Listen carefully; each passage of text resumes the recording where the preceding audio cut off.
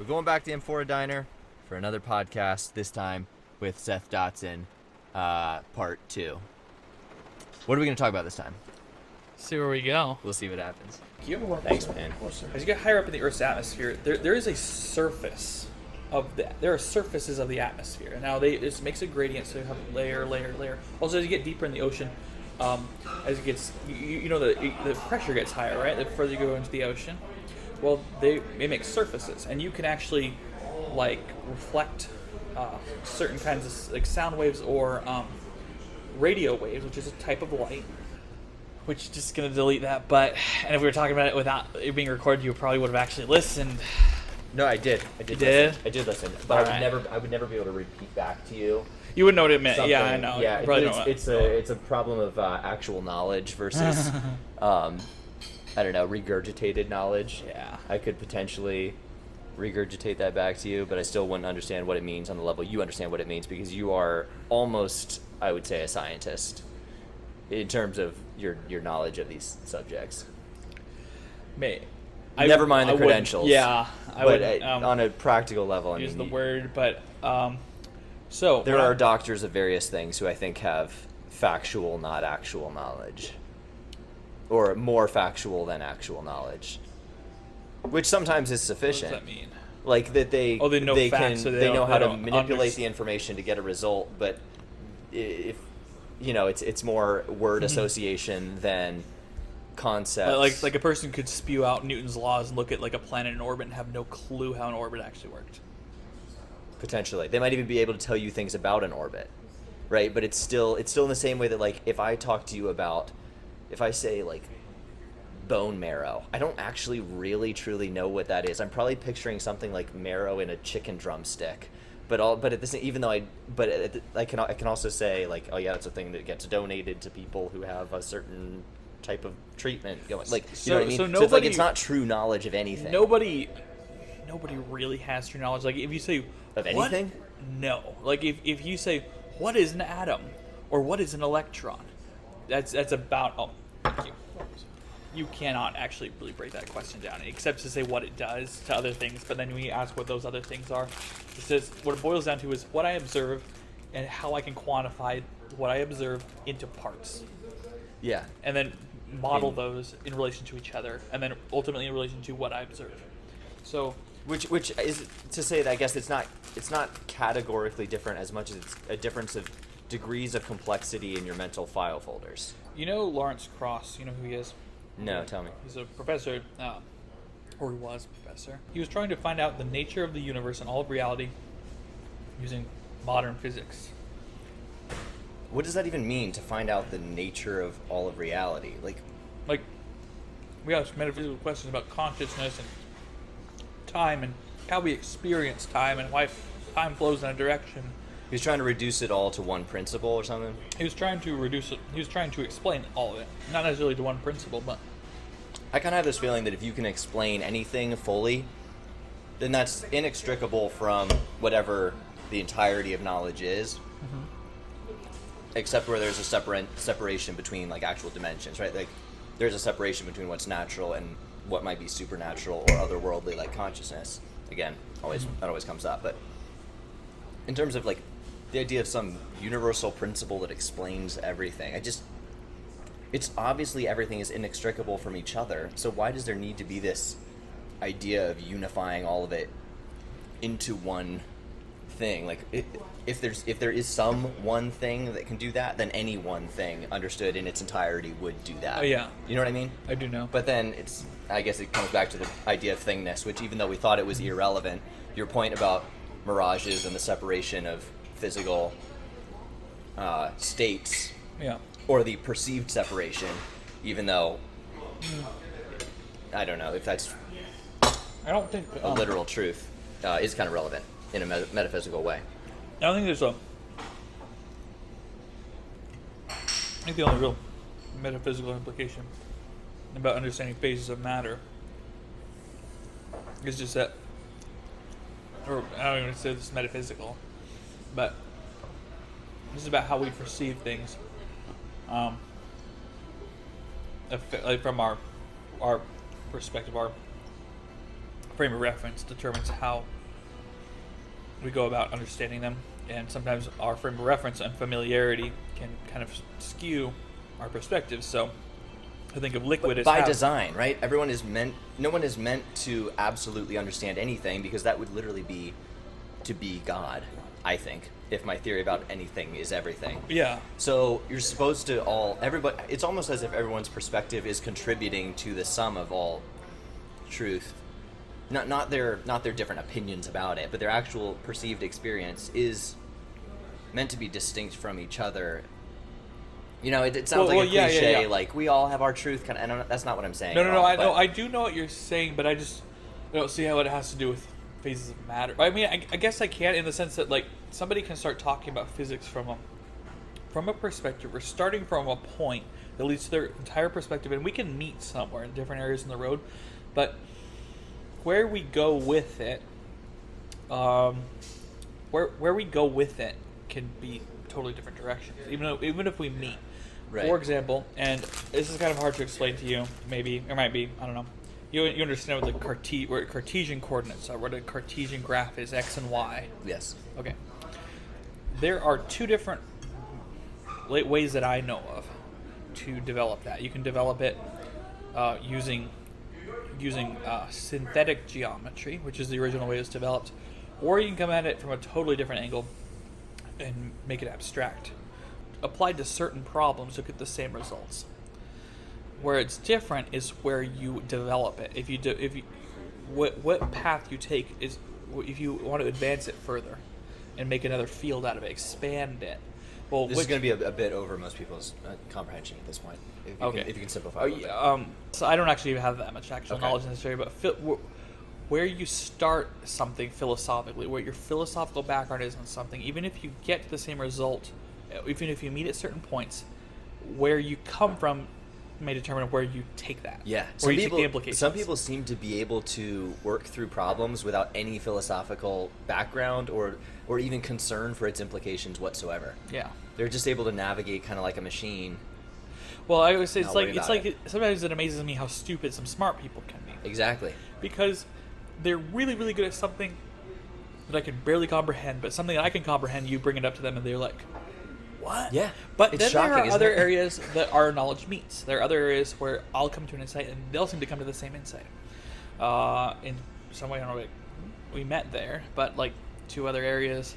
And sometimes it'll be an area that like maybe not everybody meets, but I met it and they met it, but I know something that they can't comprehend. They can comprehend something that I can't comprehend. And that will always be the case with no matter how smart of a person you're looking at. That's why the idea of like quantifying intelligence just feels kind of ludicrous sometimes to me. I mean, there are measures and gauges you can quantify. Oh yes, like there are speed and frequency things. I hate.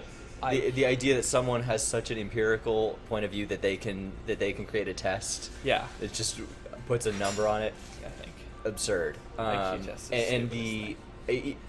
with that, just the unconditional respect for certain levels of achievement, which still allow you to be completely stupid in terms of translating your learned knowledge into, even if you do have actual knowledge within a field, being able to apply that across subjects. And that to me is true intelligence, is being able to extrapolate and understand the implications beyond your field of study. Yeah. Well, I think that's why it's important to study a lot of things that you're not required to, because you can apply them. And you can create inductions from the combined sets of intelligence. Yeah. Yep. And I think that's actually it's necessary in the sense that if you don't do that, then there's no point in really having knowledge in you. It's unprofitable. It's almost dangerous, isn't it? Right? Like if you don't know the implications, or you can't run the logical extrapolations from it, then it can be quickly abused and applied beyond your. Yeah, but that's assuming that somebody is combining knowledge. If nobody was combining knowledge, the knowledge would be neither dangerous nor useful. This is true.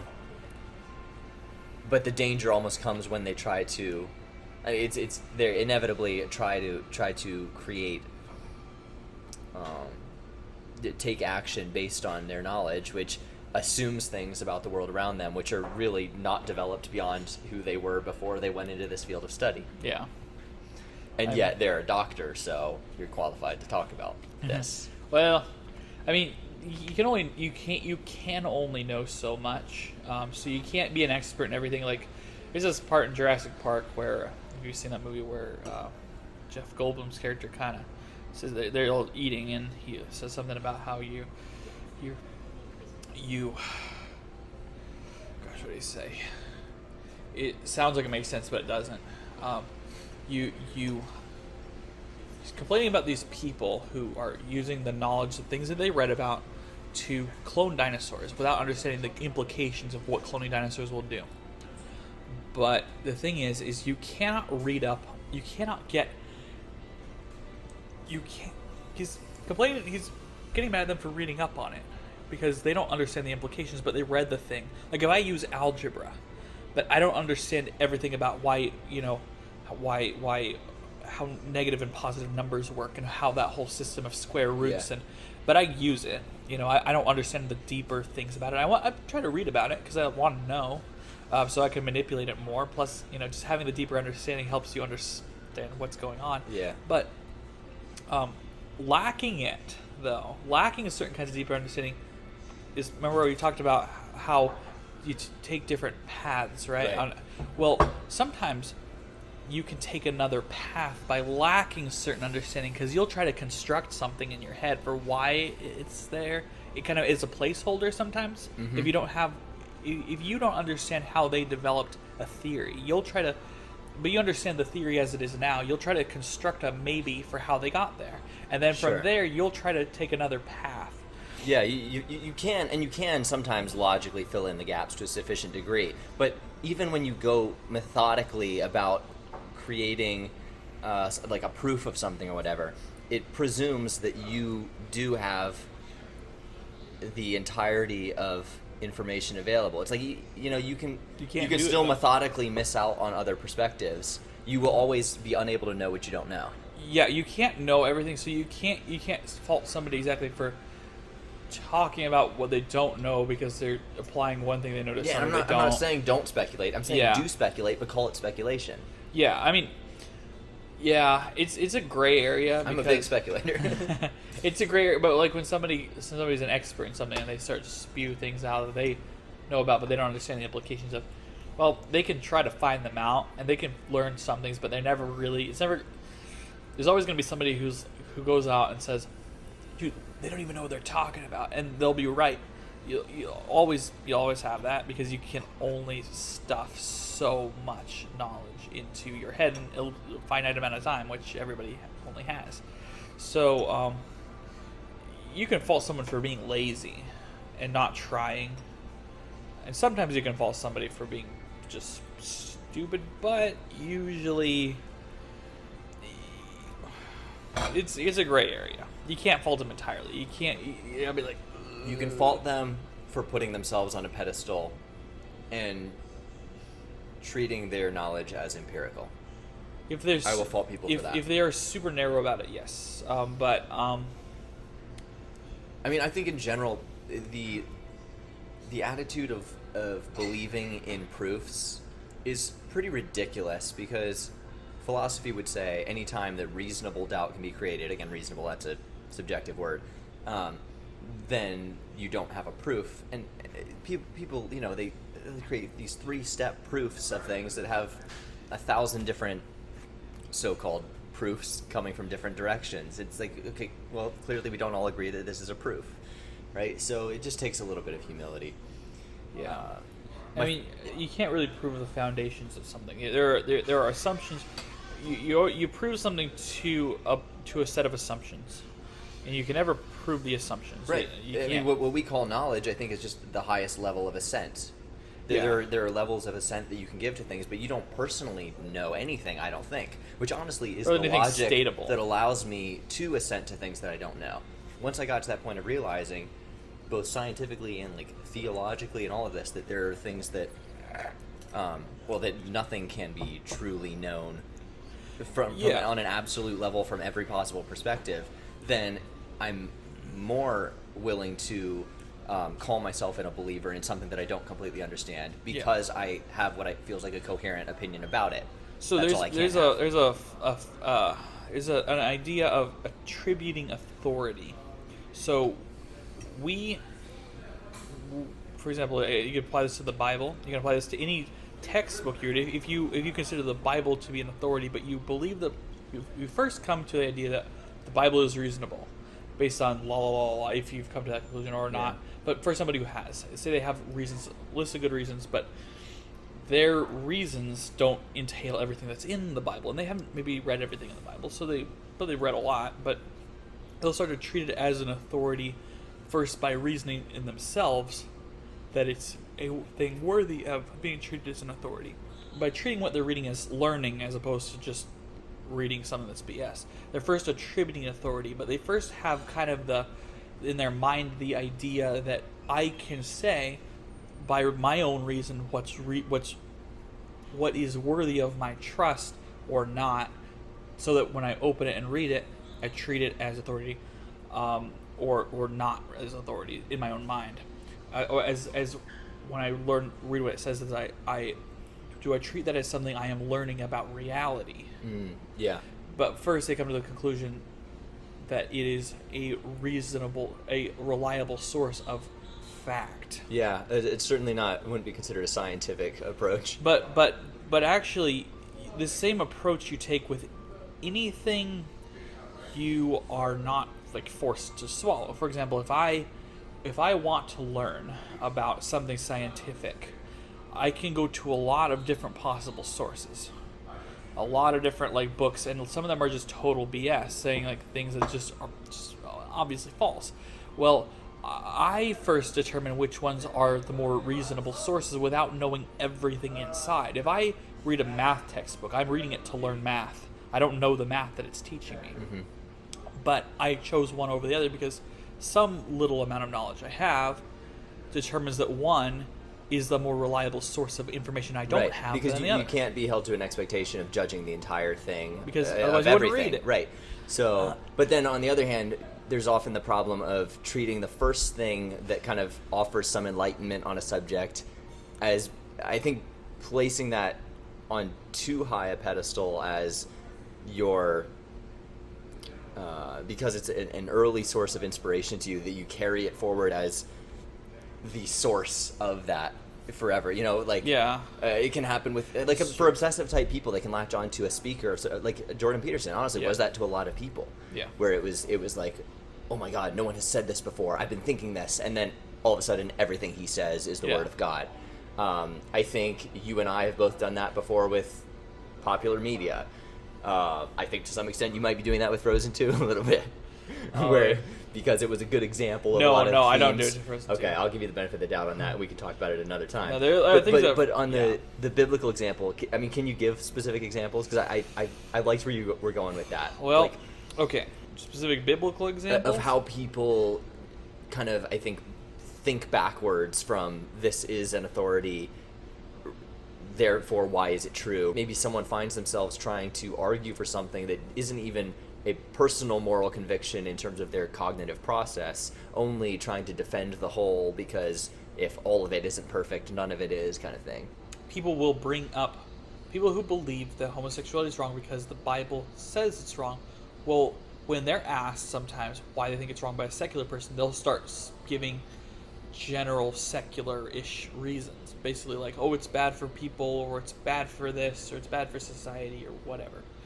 But that's not why they believe it. They don't believe it because they believe it's bad for society first. They first believe it because the Bible says it. Okay, so that comes down to, I think, an intellectual failure to create their own.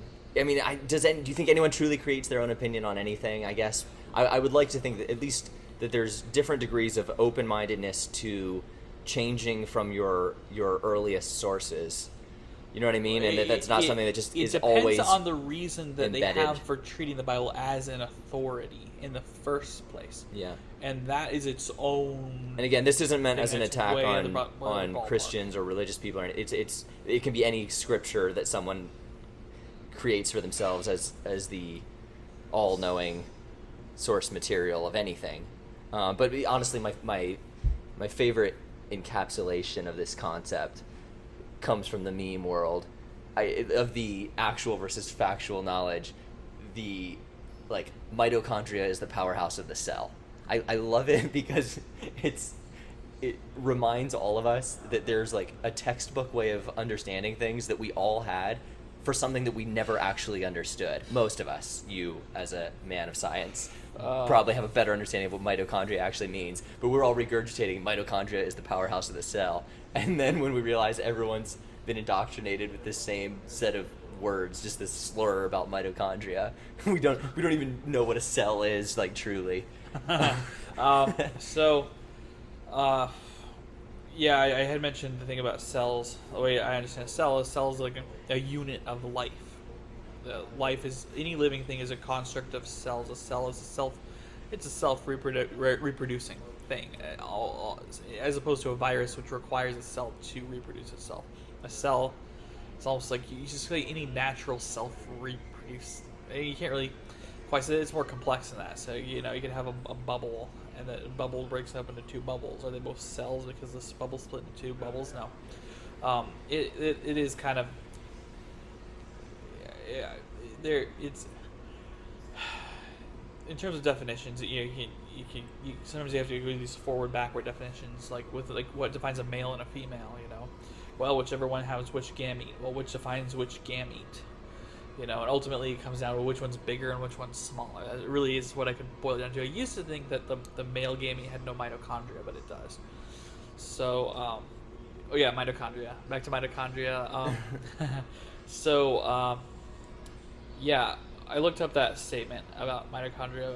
Okay, so you looked it up? I did look it up. Okay. And apparently people say it everywhere, all the time. Like any They do. textbook. That's why the meme was funny to me. Like, I realized, like, But everyone it's was funny taught that it's the same same stream of words. It's almost like scientific Christianese. Like I say Christianese because Christian communities, like the ones at Liberty, will use certain common modern Christian words.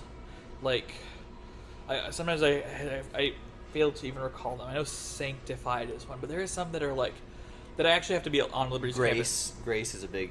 That's a big word. one, but there are some that they say at Liberty specifically that they say in every conversation, and every time you bring up any controversial topic, they'll just start they don't actually know what it means. It just fills the gap. gap. And it's not just Christians. Like anybody who makes an argument, like in a secular world, will start spewing out these. We believe this because this person is just has such a big heart, or such a, like when they say things like there's just go-to patterns. I could see it in their eyes, or like somebody was like talking about a character and how to draw this character, and they're talking about the little reflections in the eyes. So if I'm a light source, and they're like, oh yeah, we wanted to give them those highlights to show that they have a glimmer in their eye, like that kind of thing. So not the thing to say to a guy who actually understands how light. But they understand works. too. I'm sure they understand. Yeah, that's the thing. All language is actually symbolic, though, right? So this person does, like you said, they're an animator or whatever artist. They do understand on a practical level. You understand it on a scientific level. So that is different from the dogmatic. But they understand that it's a reflection. They understand that it's a reflection of a light source. They understand the concept of why eyes are shiny. Yeah, and we're all guilty of using words that we just know it belongs here. And if you were asked for an actual definition, I don't know. But there's you could sharpen it a little bit. And that's pretty dull. To go straight in the eye. To go straight to bad, saying though. like, oh, to me, I hate that. If you load it with an implication of like. I know that this person is filled with a special kind of warmth. Yes, or exactly. You infer, that's where she took it. Now, this person, by the way, I'm not going to say who it was. I highly respect this person. This is not like this person, not an idiot at all. I go to this person obviously to learn things. Otherwise, I wouldn't have ever found this in the first place. However, that little thing that she said, just like, oh my god, can we just say that her eyes are shiny because they're wet? So if there's light nearby, it's a light source, then you'll see a reflection of the light source in the eye. Okay, let me defend this one. Glimmer is an accurate word for that. Yeah, no, okay, no, but the way, I don't even think she said the word glimmer. She might have said glimmer. She might have said, I think, twinkle or sparkle. Anyway, she took it to a personality. How it just says this thing about the personality. And it's like, no, it just says her eyes are wet. I got you. Because eyes are wet unless they're dead. It's kind of. Mitochondria, actual versus factual knowledge. Anything else on that? So the mitochondria is a powerhouse for cells. One of those phrases that they just spit Right. it out, right? There are a lot of ways to say that thing without using that exact train of words, which comes from one single paper. I found it out. I don't remember. It was published in the 50s or 60s by one guy who's describing mitochondria, and he used that phrase. And so, Oh, really? Yeah, and so every textbook just copies and pastes it. They don't say it the same thing in a different way.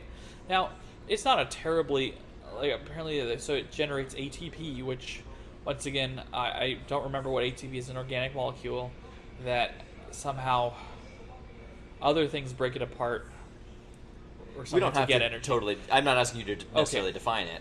The DNA in mitochondria, one of the things that it synthesizes is this substance. I don't remember what ATP is, and I don't remember how it is the power source of other things. But anyway. But that would become relevant if you understood the peripheral information, and I guess they just assume at a certain level you don't understand everything else it connects to. But you would prefer, because we've discussed this when it comes to like learning methodology, that they do start from a broader explanation of what the overall functionality is, and then bring it into that to where you're like, oh, we do need something to power this specific mechanism.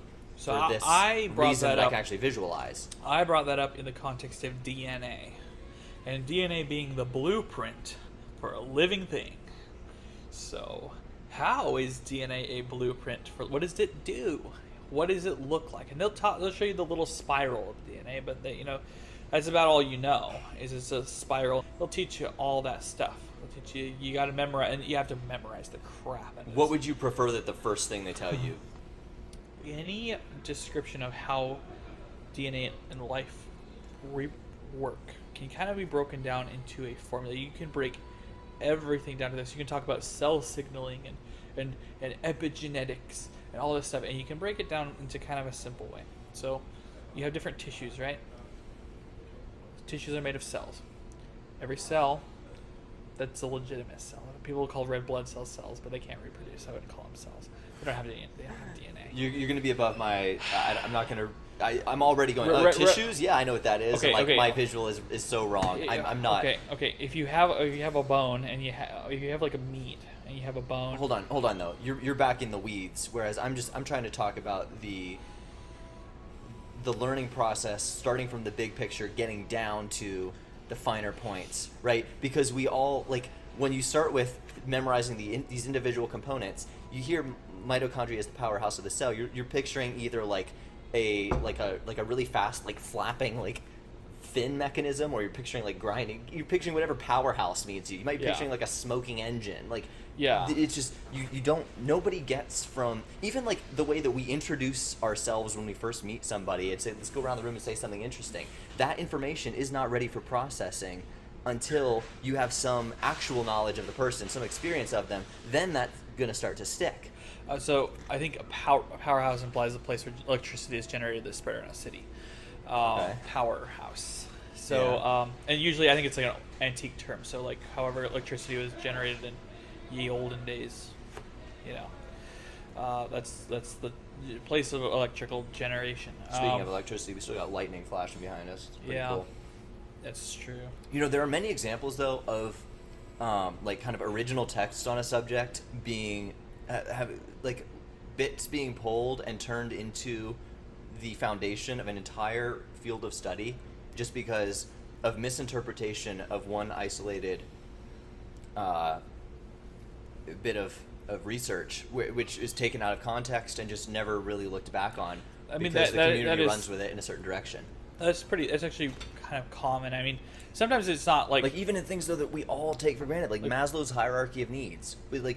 Literally was turned into a pyramid structure, which is not what it was. Oh, like the stages of grief. Like that, but not that. No. Well, actually, the stages of grief was actually originally the stages of somebody emotional and physical needs. Yeah, but the stages of grief originally was started from a description of the phases of emotional reaction that a typical person dying of a disease undergoes in accepting their own death. Oh wow! And then it was applied to grief. But it wasn't about grief. So that's just a fun thing. Although fun, it but- could be necessarily correlated, not just incidentally, I think. Yeah, but it wasn't really meant to be applied like that. And it kind of got willy-nilly applied that. I The person see, who I see. said the thing is like that.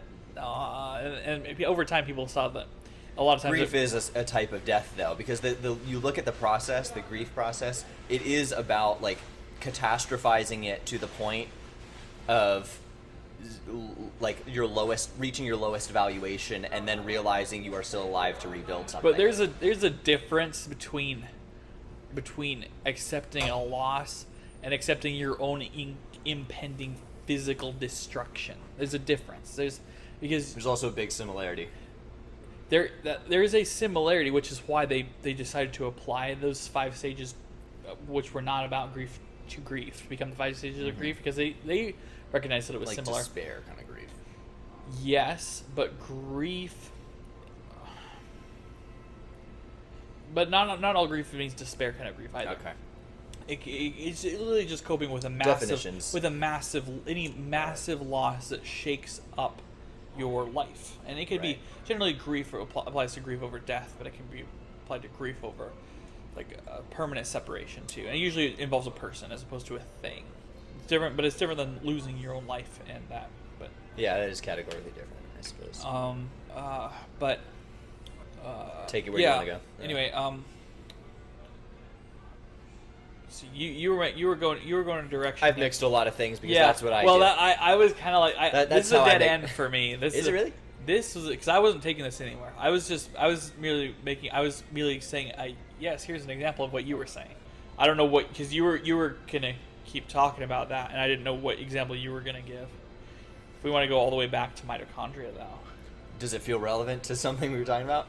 Well, it feels relevant to when we were talking. But about was I mitochondria. here metaphysical question here? Yeah. Was I talking about mitochondria, or was I talking about the meme in a non-scientific way? See, I didn't know about the meme until we talked about it, and I brought it up. So when I brought up mitochondria, I had no knowledge of this meme. But conceptually speaking, forget about whether you had knowledge of that. I'm in the meme world, all right? Okay. I worked for the Liberty Way, man. That's true. Uh, I'm not an expert on memes, so I can't talk at length about memes. But I you can understand listen the at concept of like when there's a shared realization of something that is comedic because only upon seeing it illustrated, usually in a crappy way, do you go, oh, we all see that the same way.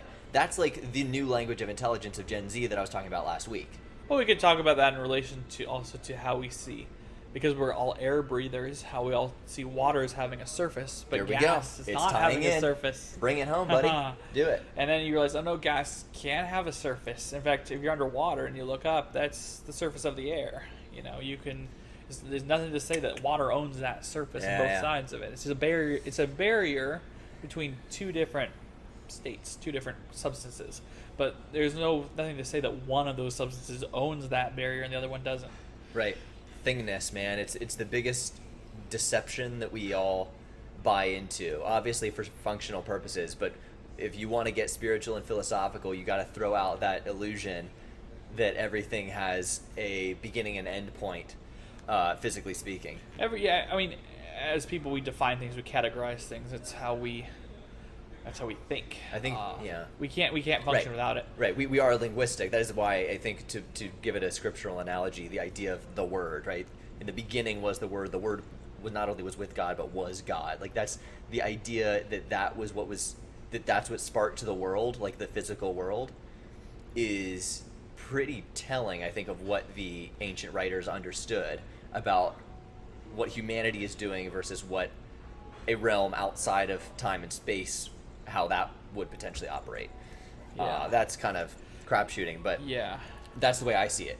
But yeah, language in a sense is like we have to create binary compartments in our brains and in our language in order to, because we don't have perfect understanding of anything, so we represent it. If we go back to biology, that is a problem in biology. A problem? It's a big problem. Well, we talk about different things having like eyes and a nose and like all these body parts, right? Like the parts that kind of like we have different parts on a car. You have like the whatever parts you have around your car, your wheels and your all other pieces, and those correspond to the same pieces on another car.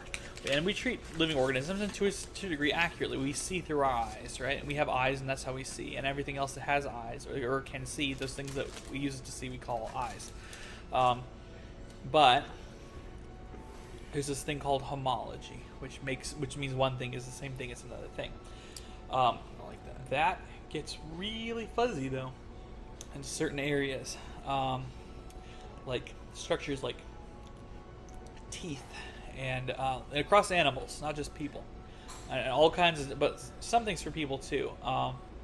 Different parts. Okay, so wait, let me just stop you for a second. This thing called homology, which you ironically said, what, like, is that considered a field of study, or is that like a term that everyone throws around in the scientific community to like, is this metaphysical, like, is this considered a physical concept or a philosophical one? It's it's a physical concept, but it's philosophical in terms of what it means, what it says about the nature of identity.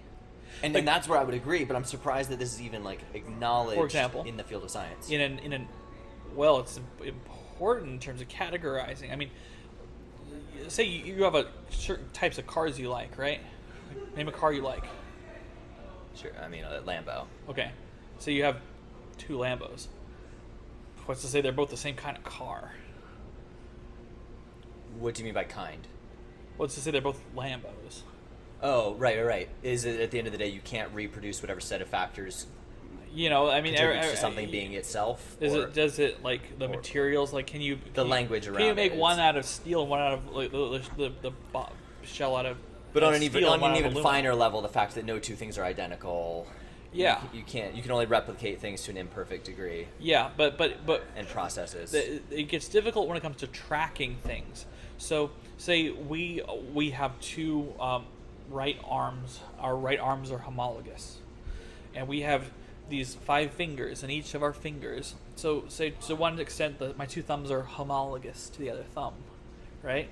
And my pointer fingers, my middle fingers, and my ring fingers, and my pinky fingers are all homologous to each other. They correspond. This finger isn't homologous to that one, at least not as much as it is to this one. Mm-hmm. Okay, but what if somebody has like an extra finger? Right. Polydactylism. Yeah. Or you could even use the example of like, when people want to bring it back to, okay, but certain things are absolute. The sky is blue. Some, like, there is color blindness. There are other ways of perception that are irregular. So we have an extent of commonality that defines what we consider agreeable. But in a field of true. study, it actually becomes it kind of shoots you in the foot in the sense of you cannot keep track of these things forever. So say I have a right arm, right? And my right arm, say I get like a horse or a dog, and its right limb is homologous to one extent to mine. It corresponds to this limb, that front foot of a dog. And say you get to fish. Fish have several fins. The rays in the fin and the rays in the tail are homologous to each other, but the tail is not homologous to any of our limbs. It's more homologous to the dog's tail, where the vertebrae continue past the organs.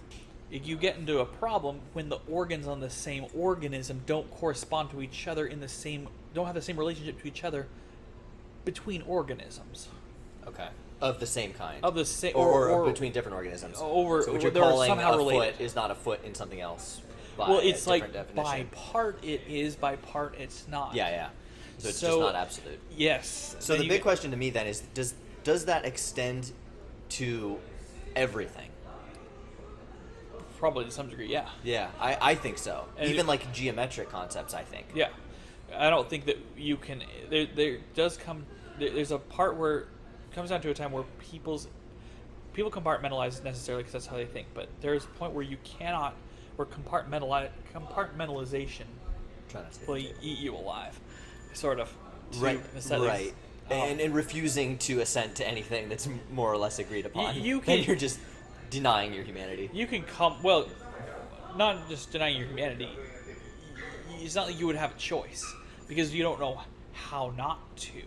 It's the only thing you can do. But I could write an explanation of why there's no proving that a certain square ever truly has 4 sides, or I But think it can be done. But you can't do it without compartmentalizing. I mean, even how we write, we compartmentalize things into words and ideas. So you cannot evenly flow through any idea ever. It's not humanly possible. That's the only way people know is how to compartmentalize ideas. The idea of a square, as opposed as a distinct thing from a circle. Like any numbers is a funny one too, because we only know what a number is in reference to the perception of objects. Yeah, we can only say one of this. There's no just one. One is not itself a thing. Yeah, it's always like crazy. It's abstract. Crazy. I know. Math. I remember when I realized that. I was like, there's no such thing as just one exactly. At least not that I can point to. There's one of stuff. People are like, dude, you're high. Go home. But don't drive. No, I'm just like this. Yeah. So anyway, I do this a lot. I get in thought. I'll think of the same thing from several different perspectives. I try to anyway. Good practice. Let me think. How would I put this?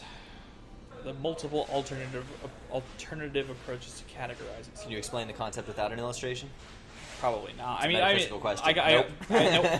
But That's what we've been talking about. No, you can't. But I can just throw it out there and say them. That just take it and run with it. Try to think of the same thing in multiple different categories, and you will. Art. How I do art. When I draw a person, I can draw a person thinking of the person in a technical sense, like their body and the parts of their body and like the jaw and I think about the head and the jaw bones and how the jaw bones are related to the jaw bones on another animal and so down the line. Think of the person in that technical sense. Or if I'm drawing a person, as a caricature, I'm obviously thinking of the same parts of the face in a completely different way. I'm not breaking down like this muscle and that muscle and this tooth. I'm drawing like somebody doing a smile. I'm drawing how the smile looks, all shiny. Like if you see like some of the little capturing the essence as it appears from a certain perspective. Yeah, but I'm thinking hard about it. I'm just not. I don't care which tooth is which. Yeah. I'm not talking about the incisors or how many molars they have. I mean like. Show me an example. Yeah. This little drawing right here. I did.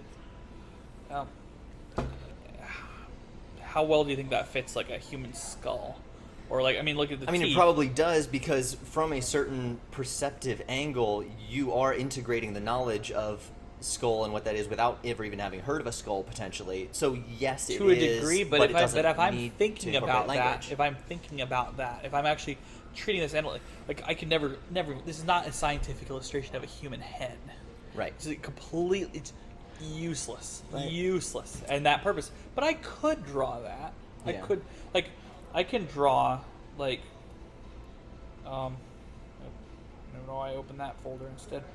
But this one, going to draw something like this, I am using an entirely different, almost entirely different mode of categorizing things, because I'm thinking about it in relation to like a bird's head or a crocodile's head or a human's head or a lizard's head. And I'm not just thinking about it in terms of this dinosaur head. I'm thinking of it in comparative terms too, to draw out certain things. For example, you'll see this little thing runs along the lips, right? Where'd I get that idea from? From a bird. Yeah. A bird's head. But with this, I am not. That's not my concern. I'm not concerned that like her teeth. I thought this looks very nice and shiny, right? Yeah. Looks kind of aesthetically pleasing, I thought, but never as like a scientific illustration of teeth. That's like a block. Right. It's completely useless. Dude, the fact that you can do both animation style drawings and scientific drawings, you're a hell of an artist. I gotta give that to you. Sometimes people are like get mad and be like, "Hey, that's not your style." It's a thing, and you're like, "Shut up." Yeah, they put you in a box. Yeah. And they put themselves in boxes too. It's not like they can't do the same thing. Don't we all? Yes. Let's get out of here. Yep.